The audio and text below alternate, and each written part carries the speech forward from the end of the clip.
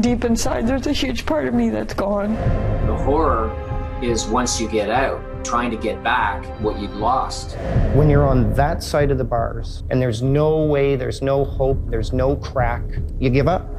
Took away a big portion of my life, took away my life with my children. I mean, what happened to the word investigation? Helpless, fear, anger, and revenge, and wanting people to be held accountable for what had happened to me. And why? Why did you do it? What possessed you to play God? I knew my life was over right there. Having my family taken away, everything taken away from me. I had my life stolen away for 25.5 years for a crime I didn't commit. You can't get that time back. Hi, I'm Kelly Fanson. And I'm Kelly Lozon. And this is Real Life Wrongs, where we dive into the stories, the crimes, and the hard times of the complicated world of wrongful convictions. Episode 7, Policing Part 2, Constantly Tested. Guest, Heather Gray. Ottawa Life magazine, posted August 25th, 2020. Patrolling Police Misconduct, an open letter to the civilians I've served, by former Corporal of the Regina Police Service, Heather Gray. In this era of civil unrest and disillusionment about police and the abuses of power, authority, and the horrors that we've all witnessed, I draw your attention to the dichotomy of the honor and humility I've felt in my 20 years of serving my community. It is unfathomable to process the realities of the terror and horrors that go on within police agencies and are devastating to those of us targeted for annihilation. Some of us inside police agencies have suffered incomprehensible abuses that have led to PTSD, families irreparably decimated, driven into poverty, and eventually suicide. When I began my career, women in policing were rare. I was proud of the accomplishments and the firsts that I could claim and know that each achievement would set the path for women coming up behind me. At least that's what I believed. So when we first started working on this podcast and sketching out ideas for our episodes, police misconduct wasn't even on the radar. It was just one of those things that we talked about and around. It was something we just talked about like it was a given, but it was something that we never addressed head on. And it wasn't until we'd recorded a few episodes that you said to me, "What about police misconduct?" What about police misconduct? And that stopped me dead in my tracks. It was such an obvious topic. Yeah, so we immediately shuffled our episodes around, and then we set out to find people who would share their experience with us. And little did we know that what we would uncover would span a larger gamut than either of us had anticipated. While stories such as Heather's don't recount a wrongful conviction, they are no less of a real life wrong. In the first part of our policing series, we looked at what happens when police officers act beyond the boundaries of the law. And as we saw, civilians can end up paying the price. So while this is obviously problematic, what we often don't consider is that police misconduct isn't just limited to abuses of power directed at civilians. I mean, we often assume that there's a blue line or a blue wall, that there's a code that all officers ascribe to by virtue of being an officer of the law. But what we've learned is that this isn't always the case.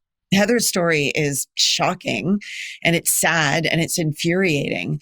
But I think what is most troubling is that she's not alone. I'm sure those of us listening in Canada, those of you listening in Canada, have heard of the troubles facing the RCMP. For decades, the Royal Canadian Mounted Police, so our federal force, has struggled with workplace harassment, bullying, intimidation, and sexual harassment. There always seems to be a new story circulating that's covering the allegations and the lawsuits that highlight the degree to which these problems infect RCMP workplaces and the damage that can result.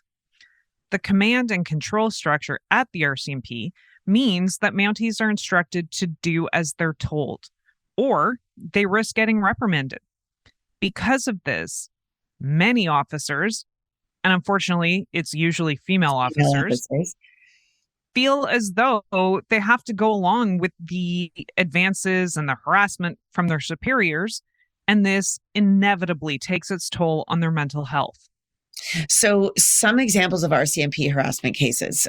Constable Janet Merlot, a 19-year RCMP veteran from Nanaimo, went public with her experience of ongoing discrimination and harassment before launching a lawsuit in March 2012. She said she experienced many instances of sexual harassment that ranged from sex toys being left in her desk drawer to an incident where her commanding officer told her to keep her effing legs closed when she revealed she was pregnant. Wow. Wow. So her lawsuit was eventually joined by hundreds of other women. And Miss Merlot left the force in 2010, taking a medical discharge as a result of physical and emotional problems she says were associated with years of enduring harassment on the job. Yeah. Yeah. Unbelievable. And, you know, she's not alone. Former RCMP Inspector Linda Davidson endured unwanted sexual advances and repeated harassment during her 27-year career.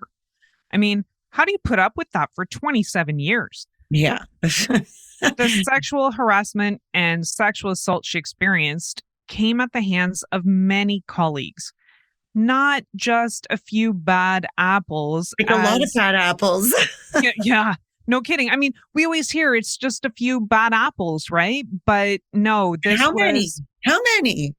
many. That was what I had uncovered. I'm sure somewhere in a legal document it says exactly how many, but Bad batch. I mean, I think the take-home message is that it's not just a few bad apples. No. So, early in her career, a superior reached across her desk and forced his hand into her buttoned shirt and grabbed her breast. Colleagues who witnessed this warned her that if she spoke of it, she'd risk losing her job. Yeah. Right? Like, that mentality is part of the problem. There are very few male officers who are willing to step up and call out inappropriate and frankly illegal behavior. Yeah. Right? And, you know, she said, I've done policing my whole life. And, you know, her job is grabbing guys who've done this and arresting them and processing them. But when the behavior comes from fellow officers, Where you work, right there. Yeah. right? Like, fellow officers, she didn't know what to do. And during her almost 3 decades in the RCMP, she made several attempts to address the issues. And her superiors suggested the women should form committees and made it clear that this was their problem to fix. It was the women's problem to fix. Right. Well, isn't it always? So how about another one? Former Nanaimo RCM police officer Krista Carl. Mm-hmm. A plaintiff in the lawsuit spoke with Global News in 2015 about her own ordeal that started when she began her career with the RCMP in 1991. And the abuse she suffered, including having pornography placed inside her desk, enduring graphic sexual jokes and inappropriate touching from male colleagues. In 2016, she wrote a letter to Public Safety Minister Ralph Goodale, where she disclosed she had endured 35 instances of harassment, sexual assault, and bullying by co-workers and superiors. So she left the RCMP after 19 years of service. I mean, it's amazing. People like, how do you? I don't even know. You stay, it's your job, you know? So she took a medical discharge as a result of physical and emotional problems. She says were associated with years of enduring harassment on the job. Now, trigger warning, don't know. She took her life in 2018. That is so sad. I mean, and I think that just really It adds up to the gravity exactly of enduring this kind of treatment. And it's like we were just talking about with Linda Davidson, when these are the people you work with, when these are the people who are supposed to be stopping the people who do this kind of behavior. And also feel like what do your you do? family. Yeah. Like that's, Right? you have to, I mean, here's a line of work where, boy, do you have to trust the people you work with? That's it. You know, it's a huge betrayal. Yeah. I mean, so let's just look at one more, and just because, you know, we don't want to end on a really awful note. They're all awful. Well, they are all awful, but I mean, I don't want to end on a. Well, it's just that there's so many more, but we'll go with one more. We'll go with one more just so we don't end with an officer taking their own life. Mhm. So former BC RCMP Corporal Catherine Galliford was the first to speak publicly in 2011 about sexual harassment and bullying over her 20 years of service. The allegations of harassment included, again, unwanted sexual touching, sexual assault, sexist comments, threats, and gender discrimination, you know, probably among a laundry list of other things. Yeah. And she faced constant sexual advances from several senior officers from the moment she graduated from Depot in 91. Wow. Yeah. Yeah. But, you know, the problems of harassment and bullying aren't limited to only a few high profile cases like the ones we just mentioned. The allegations that these brave women made opened the door for class action lawsuits to be brought against the RCMP. Yes, absolutely. In July of 2012, Janet Merlo, who you had just talked about, filed a civil suit against the RCMP in March of the same year, in 2012. And in the civil suit, she alleged she suffered bullying and verbal abuse throughout a career that began in March of 91 and ended in March of 2010. All but a few months of it at the detachment in Nanaimo, BC. In her statement of claim, she says male members of the detachment repeatedly made statements to her then boyfriend, and at the time husband, that they'd had sex with her. And the court document claims that Ms. Merlo left the force in March, suffering from depression and PTSD. Yeah. Luckily, you know, she came forward and more than 200 others came forward and joined the suit. Well, I mean, you know, I guess they're doing it for themselves. And that, what's really sad about that is, you know, that was the advice, right? Like, you know, form whatever you need to, ladies. And, you know, but I guess that's the way it gets done, you know, people coming forward. Yeah. So, how about capture? So this is one that you mentioned, Corporal Catherine Galliford, right? Yep. So she also sued the RCMP in a separate case, claiming she suffered post-traumatic stress because of harassment that spanned 2 decades. She claimed that she was sexually assaulted, harassed, and intimidated during a career in which she was the public face of the Air India investigation and the task force that arrested serial killer Robert Pickton. Yeah, so she's a big deal. Yeah. And she's being treated like this by fellow officers. Yeah. I mean, I just want to say it, but she got boobs. We're going to take that out, but you know, are we? In October 2016, RCMP Commissioner Bob Paulson apologized and also announced a settlement of these 2 lawsuits. The government allotted $100 million for members who experienced harassment, bullying, and assault by male colleagues. It was expected that about 1,000 women would come forward and seek compensation. Some cases dating back to 1974 when the first female recruits were sworn in. So this sounds like it should have been a step forward and a step towards fostering a better work environment with the RCMP. Doesn't it? It does. You would like to think that. You would. But in September 2022, a new class action lawsuit was certified by the Federal Court of Canada. Right. So we're thinking that this case is 2016. We're apologizing. We're setting aside a bunch of money to compensate victims of harassment. We're going to put this in the rear view. Yeah. And yet here we are just a few months ago. But wait, there's more. But wait, there's more, right? This case just got certified.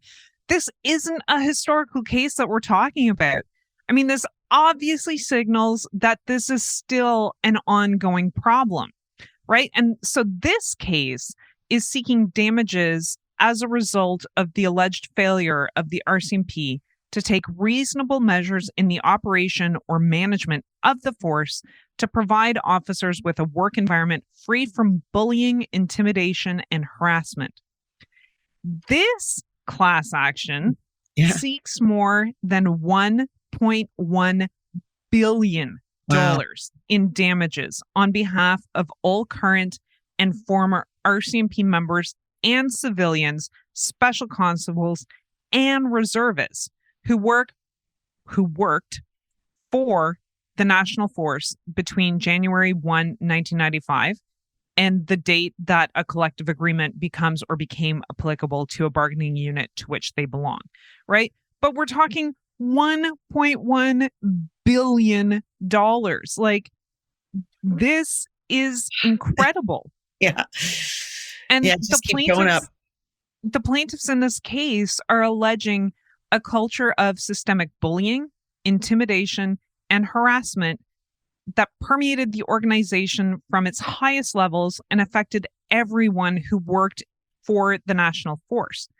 And the plaintiffs allege the federal government was negligent and discriminatory in how it handled a mental health crisis within the National Police Force. So, I mean, there's a lot to unpack in this case, but let's just point out that this is not just women officers now. This is everybody. There's a number of male officers who are now coming forward and saying that they're being bullied and harassed by superior officers. Yeah. Like, this is a serious problem. Now, when you said, I'm just trying to remember what you said, like who the people who worked for the National Force between January 1st, 1995. Yep. And then you said, and the date a collective agreement becomes or became applicable to the bargaining unit to which they belong. So depending on when they got on and when their collective agreement, so the union agreement, came into effect for them. So we just don't know when that is. Well, they can't put a specific date because they're saying it's like basically for everybody since 95 and if you had a collective agreement in place. Okay. All right. And so organizational dysfunction in the RCMP has been well documented.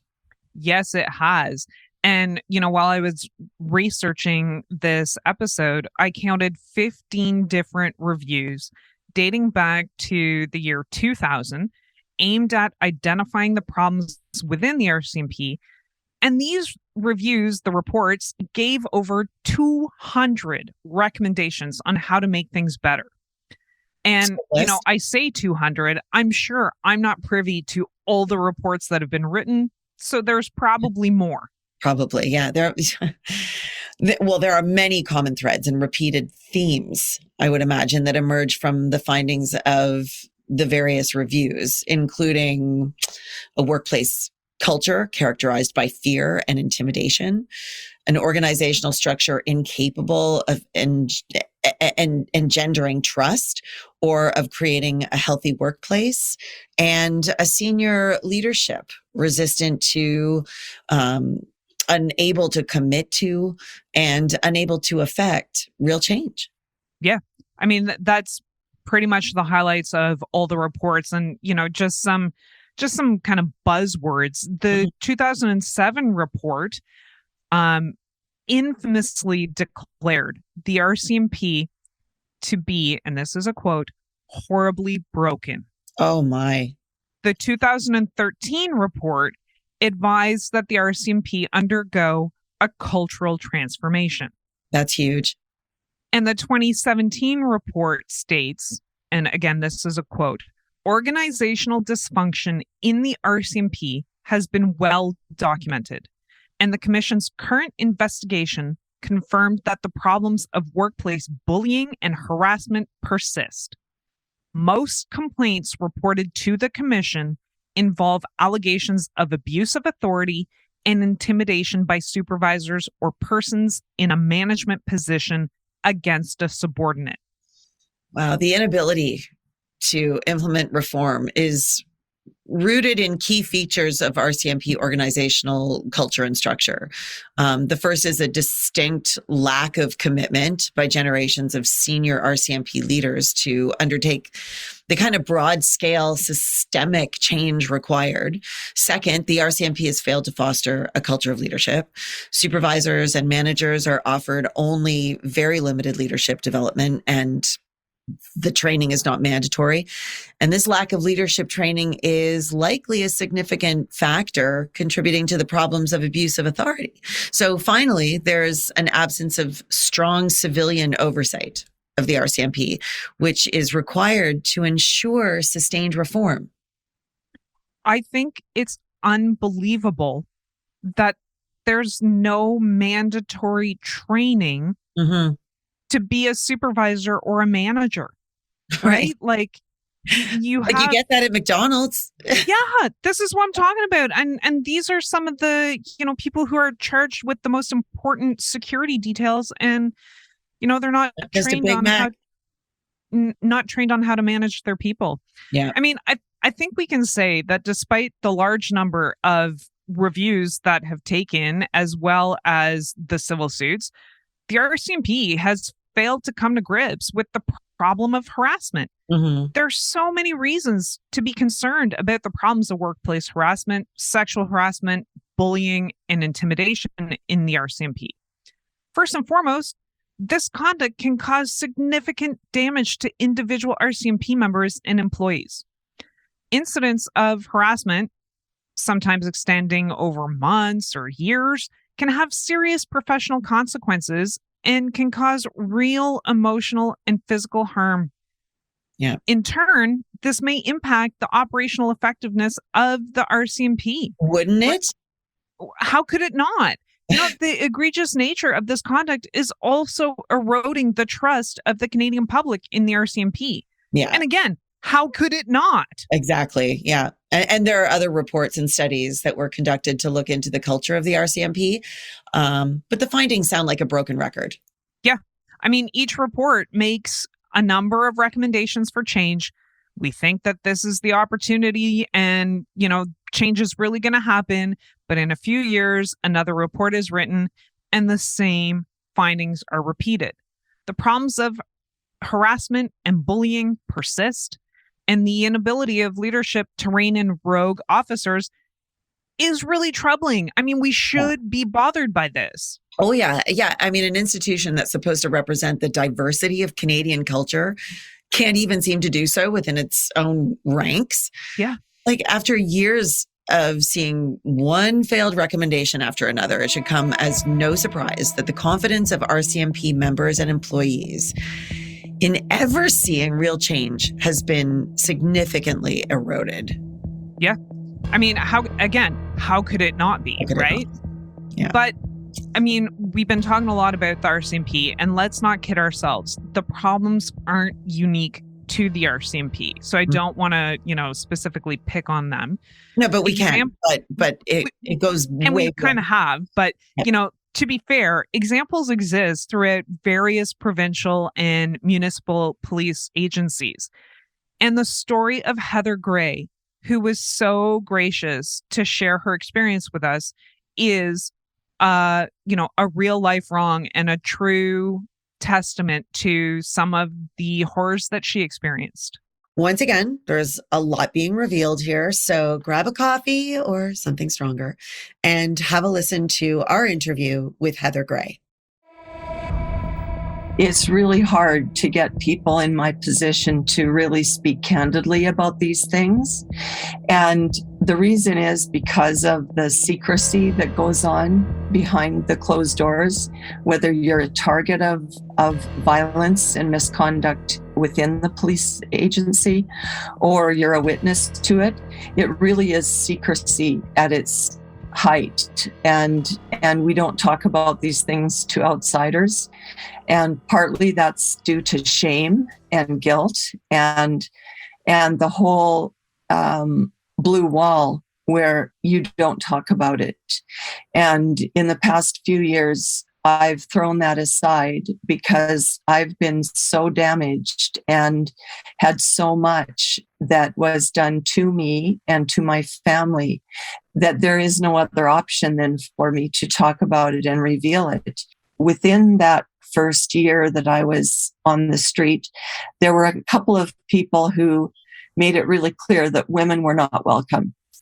And, there would be a really hideous art picture posted on the bulletin board. One in particular was just huge breasts and legs and a hat with my badge number on it. And it said the perfect policewoman, just breasts and legs and nothing else. And, things like that. One night at the end of a night shift, back in that day, the women had a really solid bowler hat to wear, not the type of hats we see now. And it was solid, made of, I don't know what, titanium or something. Yeah. Yeah. And one night my team decided to take it and absolutely destroy it. I think they would have destroyed me if they could, but as an adjunct, they decided to destroy the hat, and they did. And that put me in a terrible position because I had no way to explain what happened to my hat. What did that act of destruction represent to you at the time? Oh, they were vicious with it. It was as if they were beating me up with their nightsticks and stomping on it and throwing it around and just growling at it. And it was a visceral feeling of, if that were me, they would want to take that out on me. Yes. It was a projection kind of thing that they were doing. It made me sick, actually. I'll tell you a couple of things that happened. When I first went to Regina, you're put on probation when you're new to a new agency. And so it's called probation for a year. And the only thing it means is that you can't mess up terribly in that year. And if you do, you might not last, and they ask you to leave. So even from the first day I set foot in Moose Jaw and when I came to Regina, I mean, it's very clear that you cannot make an error. If you're a woman in this line of work, you cannot make a mistake. You have to be perfect in everything you do. And that's not stated to you, but it's something that you really understand and realize that you cannot make an error in any way, shape, or form, or you'll be ousted. So being a perfectionist anyway, I took up that challenge, and so I had good partners, which I lucked out on, had very good permanent partners, and we worked well together. And so that was all fine until I got targeted. So my first year in Regina, got targeted by a sergeant on my shift, and he decided he wanted to get rid of me. And so he followed us around from call to call to call, my partner and I, and he would be sitting down the street watching every call we went to. He was spying on us to see if we didn't wear our hat one time, if we were a minute over for our coffee break somewhere, if we drove out of our zone at all, he would follow us. He was stalking us and following us and trying to get something on me, any little infraction, so that he could go in and demand that I be terminated. And so about the last week that my probation was ending, he was furious that he couldn't get anything on us. And he went into the inspector's office, our boss in the office who worked days, and he stormed and steamed and pounded on the desk and demanded that Heather Gray be terminated. So that was my first year there. And that's an example of somebody who is really wanting to get rid of you, who will stop at nothing. And then, but I wasn't out of the clear, because the following year, yes, I was on my same team, but then another fellow came onto the team who was that sergeant's cousin.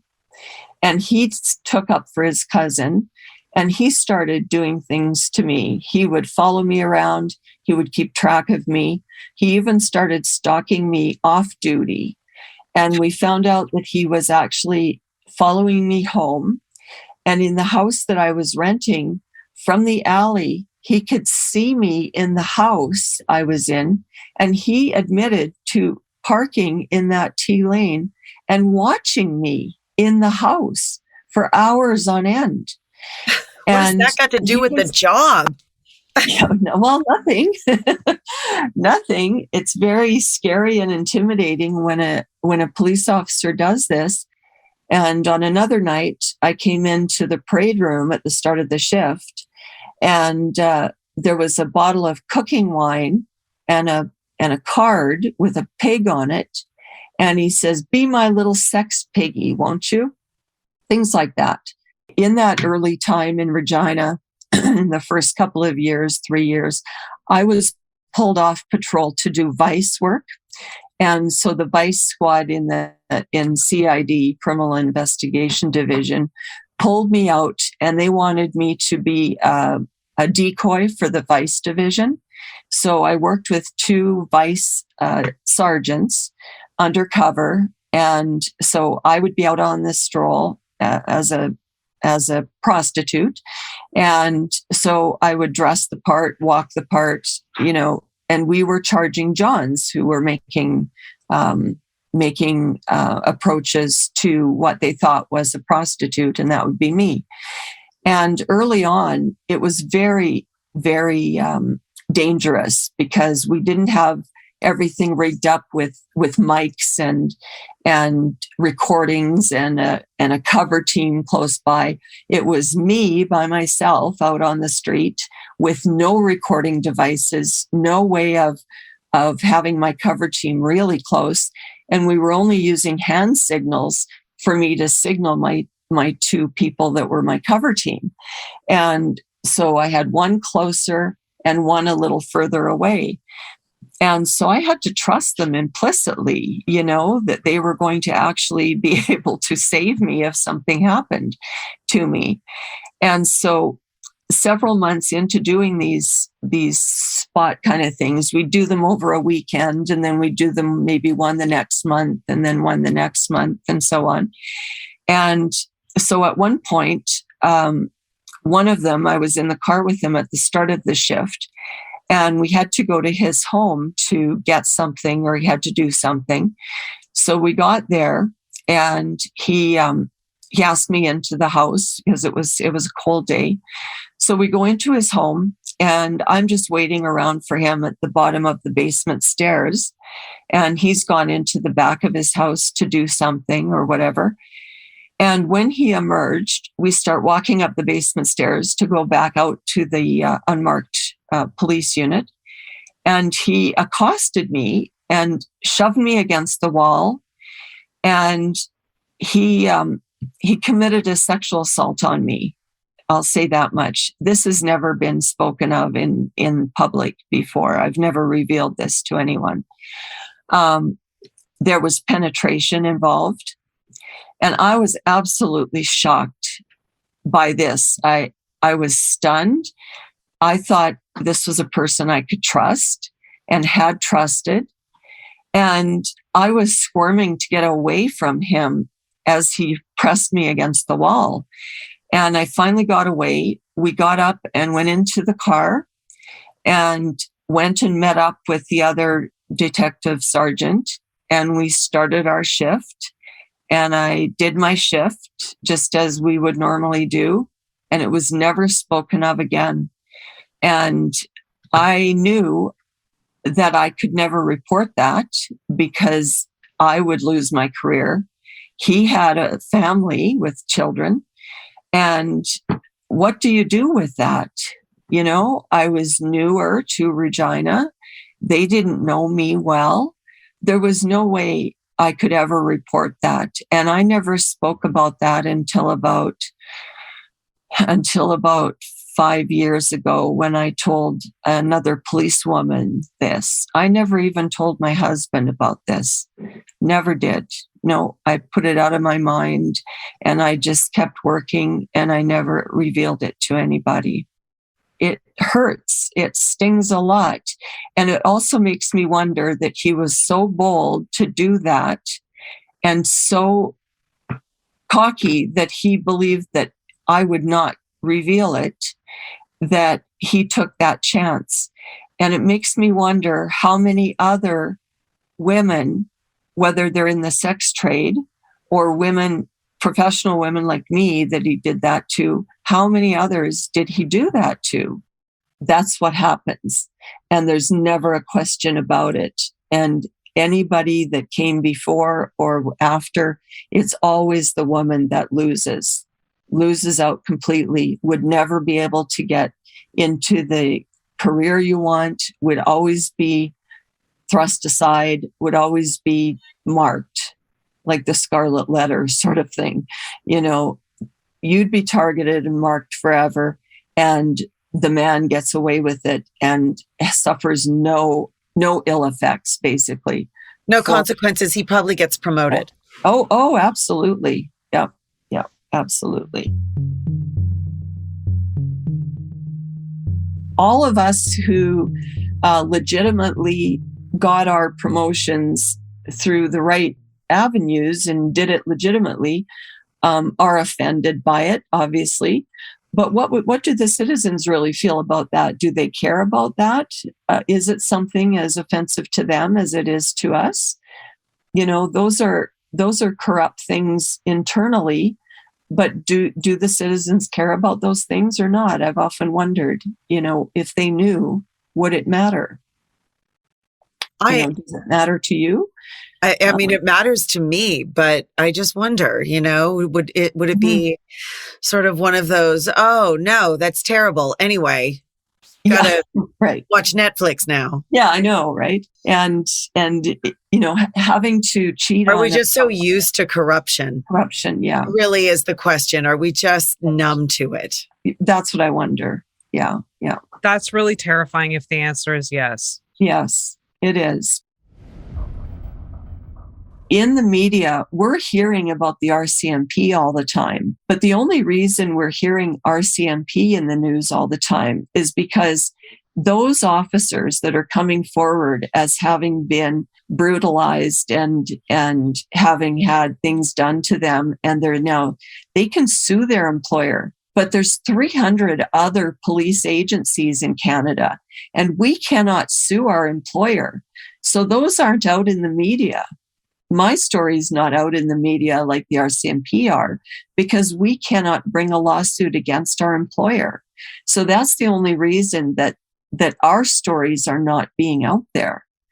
There are just as many horrible stories, and we've just touched on a few of mine now, but there's more. And then what do we do when we internally and you folks externally cannot trust the officer that you call to help you when you need it? Every day when I went to work, there was some fresh hell waiting for me. Oh, Heather, got a minute? Oh, Heather, see me about this. What about that? And it was just constant oppression every day that cut into the work I was doing. And my peers were watching all this, and they would say things to me. Well, how can you put up with that? Keep your head down. Don't do this. Don't. And it didn't matter. You can keep your head down all you like and knuckle down to your workload and try to not notice anything around you and just do your work, which is what I was doing. And yet when they want to get you, they will get you. They set you up. They do things. They create lies and rumors, and they will get you if they want you, because these are psychopathic tendencies that these people have. And there's been great books written about this very thing. Snakes in Suits by Paul Babiak and Robert Hare.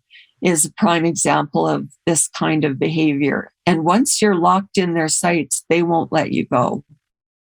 When you're close to 20 years of your life is invested in this, and it's the only job you really love and are suited for. And now you're on a zenith where your career is taking off. You're getting promoted. You're getting, the career path you've set is finally taking hold. You don't want to give that up. And what other job would I do? Where do you go from there? And so we were trying to figure out a way for me to stay and be safe there and get away from the grips and the clutches of these people. I went to my deputy chief, who's supposed to be above these ranks, and I went to him twice that last year, and I explained everything that was happening. He's responsible for keeping these others in check. They are below him in rank, and he failed me. He failed me that entire year. Did he fail you because he just didn't do what needed to be done, or was it just an impossible, what could he have done? What didn't he do? He needed to take these men aside and give them their comeuppance and say, leave her alone. And I lost everything. I'd been a police officer for 20 years, exemplary years. So as a result of that, are things better now for within the department? No. As far as service delivery, yes, perhaps. But as far as the, what do you mean? The conduct? No. What happens is the superintendent and inspector who were involved in my little horrific time there, they were promoting up and mentoring up the same kind of mentality as they are, namely the hockey players that they allowed to cheat on the exam and all of that. Those are the ones with the psychopathic mentalities, and they're the ones coming up. And so they all bring along the same as them. And anybody like me or some of my peers who are not towing that kind of attitude are leaving, are set to the side. Either you burn out and you just blindly go through the rest of the years of your career trying not to get into their way, or you have to accept it and you go along with it to get to the end of your career and get your pension, or you become one of them and you become in their clique and you do what they say and you become them. And or when you're chosen at the beginning of your career, they're already hiring people like that are like them. And it's so much worse now. And it's prevalent in every police agency across the country. And then it all got yanked out from under me. And I was devastated. And then that's when the destruction happened in my family, and the family all fell apart. My husband started drinking heavily, and there was violence that came from that.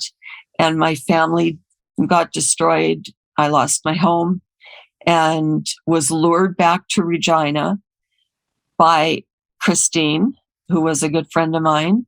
And she was in politics by then, no longer a police officer. And she promised me a government job with a good salary. So my son and I went back there. And then that starts a whole new chapter of retaliation that happened to me when I returned to Regina. So all these criminal things that people get away with and they become chiefs. And my deputy chief, Clive Wayhill, who became chief in Saskatoon, and now he's the head chief coroner, they just fail up. They keep failing up. And where are people like me? We leave early and we get shafted and are just trying to survive, when the mayor of Regina, who also is the chair of the police commission, they are responsible for the hiring and firing of the chief of police. And Mayor Fougere, who was the mayor up until last year, I got a hold of him and I spoke to him on the phone. I wrote him a letter and I said, this has to stop. You are responsible for this, chief. And this chief had an opportunity in 2018 to make things right for me, to get my back wages and my settlement so that I can go on with my life. And he had an opportunity to do that. And he failed me. Chief Bray failed me. How this happened is Ralph Goodale, who was the public safety minister federally under the Liberals and was also my MP, was told that he was supposed to do something about this. He sent a letter to the mayor, who's also the chief of the police commission, and he sent it to Evan Bray to meet with us and to get this looked after. So we met with him in May of 2018. And at the end of his meeting with us, he said, "What's the ask?" And I said, okay, the ask on my part is to get my back wages and my pension and my benefits and to have treatment. That's my ask. And so what happened is he stalled out for the entire year. He ghosted our lawyer. He ghosted everything about it, put it off. Nothing happened throughout that whole year of 2018. And then there came a time near the end of that where I could no longer pay my rent. And he was getting $265,000 a year to be chief in Regina, if you can believe that. He makes more money than the commissioner of the RCMP. He makes more than all the politicians around this country. $265,000 a year. And I was making $18,000 a year on CPP disability. And so what did he do? Nothing. At the end of that year, he sent me a letter that said something to the spirit of, well, I haven't seen anything that compels me to do anything about this. Seems like nothing's changed in 18 years. And so tell your client, he wrote this to my lawyer, tell your client, I wish her all the best in her future endeavors. And in her future endeavors. And I'm thinking, what would that be? Learning how to live out of my truck? How to be homeless? How to live destitute, I guess. Is that what he means? My future endeavors? Yeah, I don't really know what he meant by that, but it sure wasn't anything helpful. No. And he's there and there's no statute of limitations on sexual assault. Mm-hmm. That can come back and bite a person anytime. We sent a whole package to Premier Moe last year, an entire package of all of the main elements of it. And he didn't even respond that he received it. And so then it went to Don Morgan, who is allied with Christine Tell and allied with WCB and allied with Evan Bray. And so then what came of that? Nothing. Nothing. They hide these things. And the other thing is, it starts off and you think this is a boys' club, and I understand it is, but it's not just a boys' club. You've got Christine Tell and a friend who's betrayed you. I mean, it's just madness. It is madness. It is madness. And I used to say to people, if you tried to, like years ago, before we heard about other of these cases, hundreds of them, thousands of them, I said to Debbie, my partner, when I was in child abuse, I said, if we tried to describe this to somebody, they would think we were insane. You think this can't be happening, all these things. And now when I tell people these things, they go, oh yeah, I can see that happening. Because years ago, people would say, no, that's not happening. That can't be right. You must be mistaken on what you're seeing this as. And now people understand that it really is happening. And if they're treating women in the ranks like this, what if my daughter needs help from the police And they're not going to treat her because she's been sexually assaulted by a boyfriend or she's being stalked or whatever. And this is how they're going to treat her with her complaint. And we need people that we can trust. And the people who are trustworthy are the ones that are being outed from the police agencies. We can't have this go on. We need to reform it all. And actually, there is a group that I'm part of now for police reform to stop this madness. What's the name of the group? It's called Canadian Coalition for Police Reform. And David Castles, who's got me twigged onto this, I have a lot of respect for him. He was chief of Winnipeg at one time, and he was deputy chief in Edmonton at one time. And I ally, my thoughts ally a lot with his. So I think that if we can get some police reform involved across the country, we can maybe salvage some of this. As a woman who's been fighting for women's rights all my life, I believe it's men's responsibility to also step up and be allies to women, and say, no, I'm not going to take this because I have mothers, sisters, children, who are women, and we need to have allies, right? And so men need to check other men for their behavior and things, and not allow these things to happen. The trouble with these 300 other police agencies across Canada that have not been given any attention, because the RCMP have had all the attention in the last few years. These 300 police agencies are all governed by individual police commissions.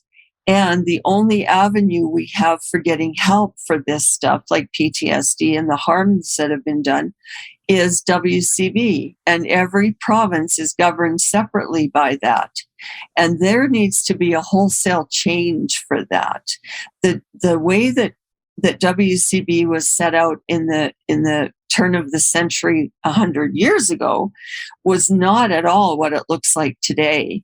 And if I was a real rebel and with some money behind me, I would change everyone in every province or make a global one for the whole country so that everybody is on the same page with it. And there's not all this secrecy and all this backdoor dealing with the employers about it, because they're catering to the employers to the expense of the injured worker. And that's where it's all gone off the rails. And so that's where we are all sitting back going, we don't get a cent off this, and it takes years and all your energy. And you know darn well they're going to find against you because it's set up to fail that way. Yeah. People care, but you, and not you personally, like you need to get their ear, and you need to get their attention. Thank you for speaking so openly and candidly with us. Really appreciate it. You're welcome. Well, that was quite the account of misconduct from her. And, I find it makes it so much more real when you hear it firsthand. Yeah. When you listen to her and you just think of like where she began, and, hopefully there's good things to come for Heather. And when we had the chance to speak with her, she was talking about taking part in various groups that are pushing for change. And, hopefully the story of shattered dreams can lead to some improvement down the road. She's a fighter. None of these stories of sexual harassment seem shocking or new. We're all savvy to systemic misconduct. I mean, ultimately, what we do hope for is progress, change, full accountability. And here's the thing. Injustice makes us angry. We want to do something about it. Often we hope someone else is going to fix it. And a lot of things need fixing. When things don't change, our anger can lead to complacency because we feel helpless. We begin to think that the way things are will always be that way. You know that saying, the one most parents tell their children, life's not fair. Well, no, it's not. But that doesn't mean we should accept it. The world of wrongful convictions is a living hell for individuals who end up in it, and believe it or not, it could happen to almost anyone. Know the law, know how to look for flaws in the system, understand how marginalization works, and most of all, talk about it. Thanks for listening. I'm Kelly Lozon. And I'm Kelly Fanson. We'd like to thank our guests for their insight, stories, and expertise. And we'd like to thank you, our listeners, for your interest in the world of wrongful convictions and for sharing our podcast. For more information on wrongful convictions, visit our website at reallifewrongs.com and email us at hello@reallifewrongs.com. You can find us on Twitter, LinkedIn, Instagram, Facebook, and anywhere you find podcasts. Real Life Wrongs is produced by Kelly Fanson, edited by Alex Glutch, promotional materials by Jamie Norrie. All of us could falsely confess to something. They blew it all out of proportion, and they got away with it. Even a country like Canada has people who are charged and convicted of crimes they didn't commit. There's innocent people who are going to die in prison. I can't get back the time that they took from me. And I was just left wondering, like, what the hell is happening? I knew my life was over right there. That's when my life ended. They're changing the story that I told them to match to what really happened. I was just incarcerated for 37 years for somebody else's crime. That what happened to me could easily happen to anybody.